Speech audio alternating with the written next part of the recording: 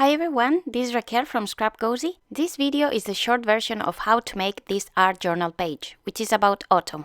And I'm going to use the art journal book that I prepared myself in another video. Let's get started. First, you need to apply a layer of gesso on the page. So I'm covering both pages. Then with a baby wipe, I'm cleaning some of the areas because I want to see the text through. And then I'm heat setting with my heat tool. Then with a little bit of matte gel medium, I'm sticking together two pages to make it stronger. And the same on the other side. These pages belong to a vintage book, which are very thin, so better to stick at least two together. Now I'm applying a base of acrylic paint. In this case, I'm using the one from Ranger, Vintage Photo Distress. And I'm applying it with a sponge dauber, actually with a cut dry foam. I'm then heat setting it with the heat tool and I'm applying a different color, this time walnut stain, all along the borders, and I'm softening it again with the same sponge. I'm applying a little bit more paint on the corners to make them even darker.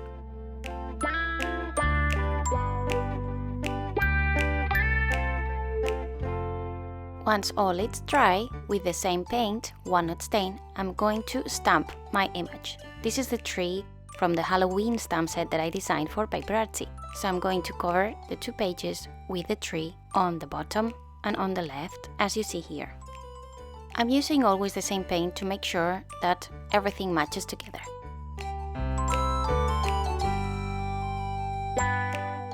Once everything is heat set and dry, then I'm going to apply with the same paint a tree. The idea is that I paint it dark because then on top I'm going to apply a texture paste which will crackle, and then I will be able to see that dark paint through the crackles. So I'm using that texture paste with a little bit of ink from the reinker, again walnut stain, and then I'm applying it on top of my tree. I use a spatula and then my fingers to make sure I cover everything, because the page is very wrinkled. Now I'm going to create a background with infusions and water. I'm just putting some infusions, spritzing water, and with a brush I'm painting up and down strokes. I'm applying more infusions, more water, and again I'm repeating the same process until I get a base that I like, which I will heat set. Now I'm applying a final layer of infusions, which I will just spritz with water, lots of water, and then I'll heat set them and let them run a little bit. So then I will get lots of texture and color here and there, and that will be my base to stamp my leaves. So I'm using the stamp of the leaf on the area that it's more yellow, and then I will use the tree branch on the area that has more green. And once everything is stamped, I'm going to cut all that. It's a lot of cutting, really. Then the next embellishments will be my mushrooms, which I'm going to stamp first, and then I'm going to watercolor them with some infusions. I'm using golden sands to paint the bottom part of my mushroom, and then some sunset beach to paint the top. I'm going to make mushrooms with some white spots. I'm going to heat set those, and then with the Versamark I'm going to create those dots. Now I apply some white embossing powder which will stick to the dots that I draw with the Versamark pen. Now I'm heat setting them. I'll cut them, and then to everything that I've cut I'm going to apply some ink on the edges. This is to remove any whites, so then I don't see them through. And then I'm applying a little bit more red on top of my mushrooms with some firebrick ink. Now I'm stamping a snail and I'm coloring it with watercolor pencils. And again I'm going to apply some Versamark ink on top of my snail because I'm going to emboss it, this time in clear embossing powder, so it shines.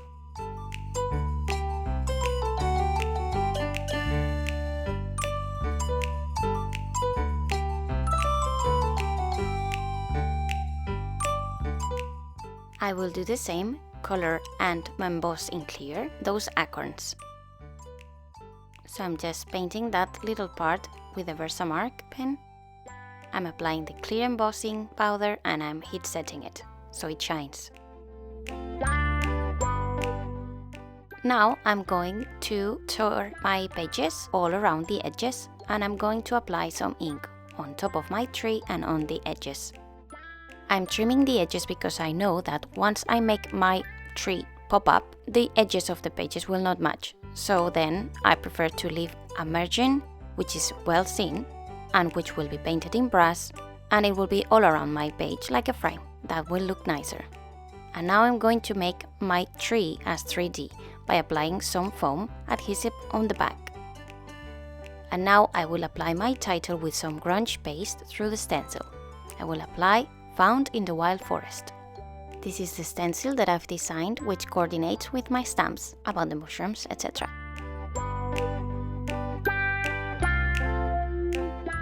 So I'm going to heat set that, and now I'm going to apply some stenciling through for the background. If I had thought about this before, I perhaps would have done this first.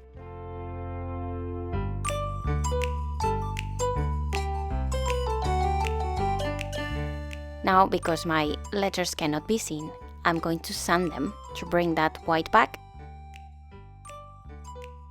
I'm just removing with a brush the excess of the powder, and then I'm just painting a shadow to my letters. You can freehand it like that, like I started. But then I prefer to put back my stencil and shift it a little bit down and to the left, so then I know exactly where the shadow should go, and then I can paint through the stencil very easily, a perfect shadow.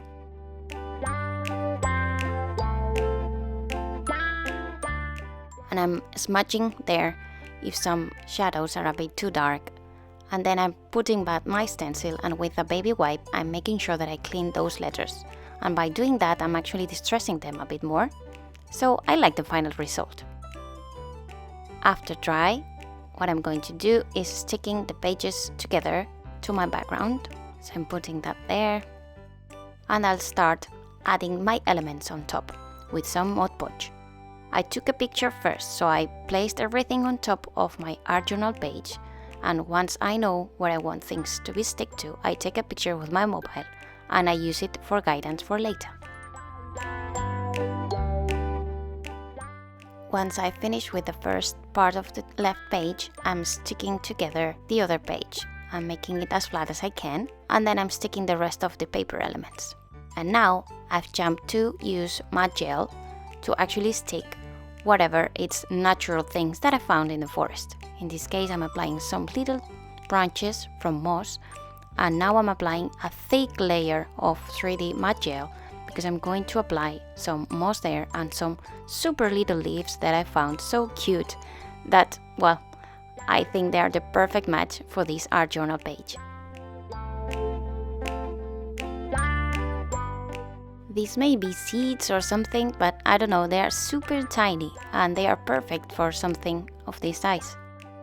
So I'm applying there like a little bit of crushed glitter and matte glaze on that little path that I made of leaves, like if they were being carried away by the wind, and my glitter will help me to do that effect, I think, and it would also add a little bit of shimmer, which I like.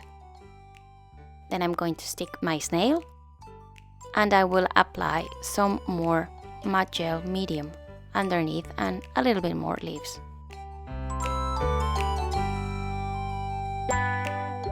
And that's it. This is a shorter video version of this art journal page. There is a longer one in my YouTube channel, 37 minutes or 40, so you can watch the steps more end to end and see what I did in every single step.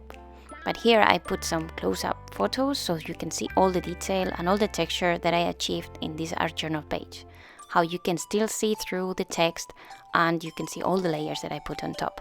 I hope you like it. If you did, please give me a thumbs up, subscribe to my YouTube channel and leave me a comment. And let me know if this was short enough or perhaps too long, so I can fix that in the next art journal page. Thanks very much for watching and see you in the next video. Bye!